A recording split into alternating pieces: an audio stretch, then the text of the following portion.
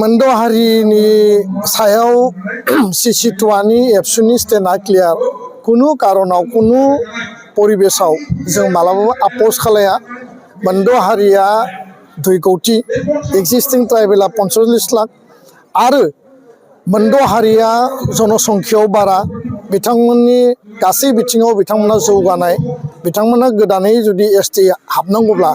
एसटिनि थोरसि गंसेयावनो गोदान आरो गोजामै जुदि ओंखाम जानांगौब्ला बेयाव भेलि हिल प्लेन जि देखाया मानो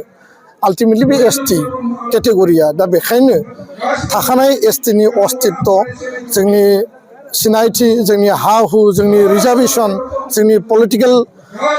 राइट्स गासैबो बे धंस जाजोबगोन आरो बेखायनो ग्रुप अफ मिनिस्टारनो कनसालटेटिभ ग्रुप दानानै सिसिटुवाया जिखिनि रिपर्ट जोङो प्रिलिमिनारि होदोंमोन बेखौ फाइनाल रिपर्ट गोख्रैनो जों होगोन मैया बे कनसालटेटिभ ग्रुपआ जोंनो रिपर्टखौ साबमिट खालामबाय आरो बेयाव